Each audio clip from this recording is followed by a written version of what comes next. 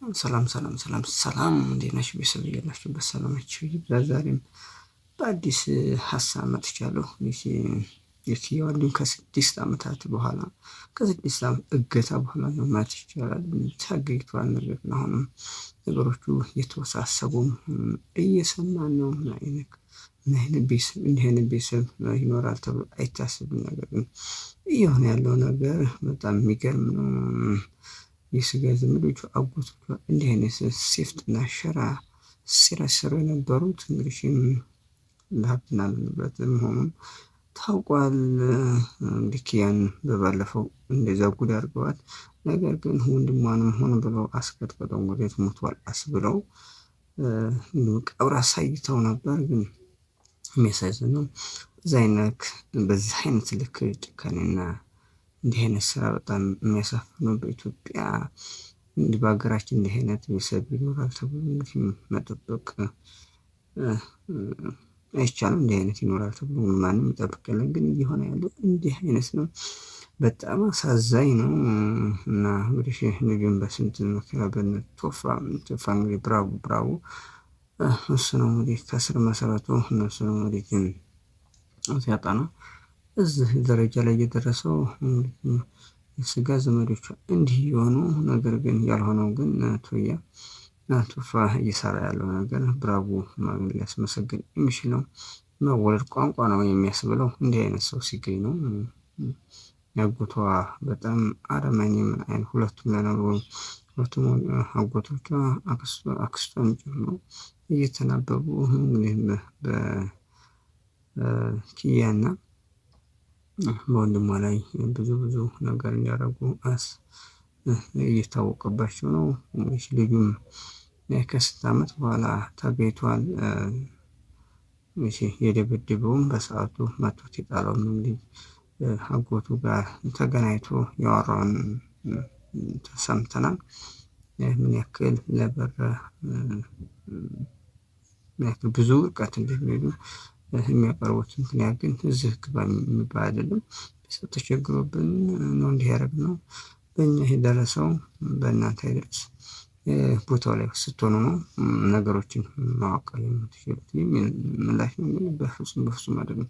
እስኪ መጀመሪያ ሊሆን ይችላል ይህን ያክል ዓመታት 6 ዓመታት እንግዲህ ከ6 ዓመት በፊት አደጋ ያደረሰበት ሰው የሆነ ይቅርታ ቢሉ ምንም ማለት ዝግ በል የሚባል አይደለም። ነገር ግን ከ6 ዓመታት በኋላ ደግሞ እህቱ ላይ እንዲህ አይነት ጥቃት ያደረሰው ሰው እንግዲህ ምን ያክል የወንጀል ቡድን ምን ያክል የጋንታ ቡድን እንደሆነ እያየን ነው። በጣም አሳዛኝ ነው። አጎቶቿ ከገጠር እስከ ከተማ ያለው እየተናበቡ ምን ያክል የወንጀል እስከ መቼ ድረስ እንዲህ አይነት ነገር ተደብቆ ይኖራል ብሎ ማሰባቸው የሚያሳዝን ነው። ነገር ግን አንዳንድ ጊዜ ውሸት እውነትን ተቀራኒች እንጂ እስከ መጨረሻው እንደማጠፋ ትልቅ ማሳያ ነው። እነሱ ግን የሰሩት ስራ የማይታወቅባቸው እስከመጨረሻው እንግዲህ ይዘልቃል ብሎ ነበር። ነገር ግን የፈጣሪ ስራ አጋልጧቸዋል። ምን ያክል ያልሞተን ሰው ሞተ ብሎ ማስወራት፣ መቃብሩ ማሳየት ምን የሚባል አስተሳሰብ እንደሆነ አላውቅም። ለዛውም ልጁ ከአንዱ ከአጎቱ ጋር ተቀምጦ እንዲህ አይነት የሚያሳዝንና የሚያስጠላ ነገር እንዴት ይሰራል? አንዳንድ ጊዜ ባህላችንም እኮ ይሉኝታ የሚባል ነገር አለ። እንዲህ አይነት ነገር እንኳን ዘመድ ባልሆነም ነገር ላይ የማይሰራ ነው። ነገር ግን እነሱ ሰርተውታል፣ አድርገውታል። በመጨረሻም ሰዓት ቢሆን ከ6 ዓመታት ለቅሶ እና ሀዘን በኋላ የኪያ ወንድም ከቤተሰቧ ጋር ተገናኝቷል። ከኪያም ጋር ተገናኝቷል። ከእናቱም ጋር ተገናኝቷል። እስካሁን እንግዲህ እናቱም በጣም ከፍተኛ ሀዘን ላይ በሱ ምክንያት እንግዲህ ጸበልም ሌላም ሕክምና ክትትል እያደረገች ነው። በጣም እያዘነች እንደሆነ እስካሁን ተስፋ እንዳልቆረጠች ነው እየሰማን ያለነው። እንግዲህ አንዳንድ ጊዜ የሚደረግን ዱአ ፈጣሪ በቅርብ እንደሚያደርገው መታገስም እንደሚያስፈልግ ያየንበት መንገድ ነው። ነገር ግን ሀገራችን ያለው እሴት ያለው መከባበር ያለው መተዛዘን በጣም እንዲጠፋ ነገሮች ሁሉ ሰው ታርጌት የሚያደርገው አላማ የሚያደርገው እንግዲህ ብርና ብርን ብቻ መሆኑ የእነሱ ቤተሰብ ማሳያ ነው። እንግዲህ ሚዲያ ወጣ እንጂ ሌላ ስንት ከጀርባ ብዙ ነገር በኢትዮጵያ ላይ ምን ያክል ሴራና ሸፍጥ እየተካሄደ እንደሆነ ማሳያ ነው። እንግዲህ 98% የሚሆን አማኝ በሚባልበት ሀገር እንዲህ አይነት ነገር እንዲህ አይነት ተግባር መደረጉ እጅግ አሳፋሪ እጅግ የሚያሳዝን ነው። ለነገሩ ተግባርና ሀሳብ የየቅል ናቸው። እንዲህ አይነት ጉድ በአንድ ቤተሰብ ላይ እንግዲህ ብዙ እንግዲህ ቤተሰብ እንዲህ አይነት ጉድ ላይ ማሳያ ይሄ ሳምፕል ነው። በየቤቱ በየሀገሩ በየቦታዎች እንዲህ አይነት ነገር በቃ ይኖራል። ምንም ጥርጥር አንዱ ማሳያ ነው። ለማንኛውም ከ6 ዓመት እገታ ብሎ ልጁ በጣም በስቃይ ምን ያክል ተሰቃይቶ እንደኖረ ልጁም ሲናገር ነበረ። እንግዲህ እነሱ ሲዋሩት የነበረው ለልጁ ሲመክሩት የነበረው እንግዲህ እሷ እናቱ እንደማትፈልገው ሲዋሩት የነበረው እስከመቼ ድረስ ደብቀውት እንደሚኖሩ ባይታወቁም በመጨረሻም ሰዓት ነው እንግዲህ በቶፋ ምክንያት እና በጓደኞቹ ምክንያት ሊገኝ ችሏል። ስሜታቸው እንግዲህ ሲገናኙ ምን ተፈጠረ ምን ሆነ የሚለውን በሌላ ጊዜ የምንገናኝበት ሆኖም ሳለ ነገር ግን የአጋቾቹና የአጎቷ ልጅ እዚህ አይነት የሚያነሱ ምክንያት እኮ ነው ተገቢ ያልሆነ ቤተሰብ ታመመ ልጅ ታመመች ወንድሜ ታገተ በሚል ምክንያት ነው እንዲህ አይነት ወንጀል እየሰሩ ያሉት። ኦኬ ይስሩ። እንዲህ አይነት አንድ ጊዜ ኦኬ ተሳሳተ እንደተደጋጋሚ ሰው መሳሳት የለበትም። ሆን ብሎ ካልሆነ በስተቀር ሆን ብሎ እየፈጸሙት ሆን ብሎ የተቀናጀና የተደራጀ ሴራ መሆኑን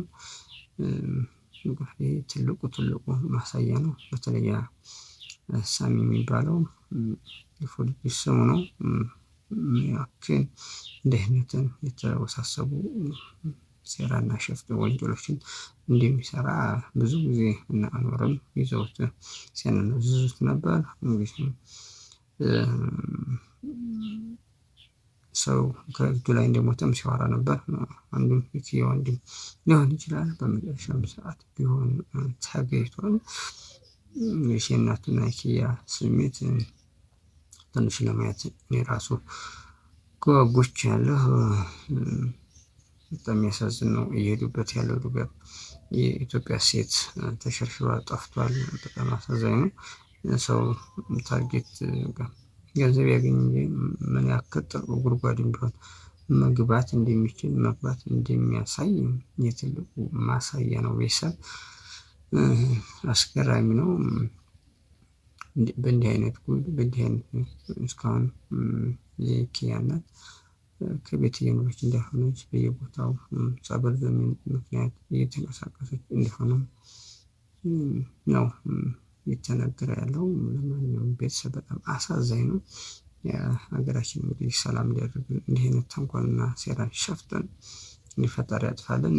እንግዲህ ሀገራችን ምን ያክል የተሰበሰበች ምን ያክል የወንጀለኛ ቡድን እንዲህ አይነት ጥቅመኞች መኖሪያ የሆነች እንደሆነ ሰውን ማመን ትንሽ በጣም የከበደ መሆኑን በጣም ማሳያ ነው። ለማንኛውም ከ6 ዓመታትም በኋላ ቢሆን ቤተሰቦቹን ለማግኘት ልጁን እንግዲህ ኪያ ይዞት መጥቷል። ከኪያ ጋር ያገናኘዋል። የሚፈጠረውን ስሜት በበኩሌ ለማየት ጓጉቻለሁ። በጣም የሚያጓጓል ምን ያክል ስሜታቸው እንደሚጎዳ ትልቅ ማሳያ የሚሆነው ብዬ ነው የማስበው። ትንሽ አስቸጋሪ ነው። ይቀበሉታል አይቀበሉትም የሚለውን ማለት ነው።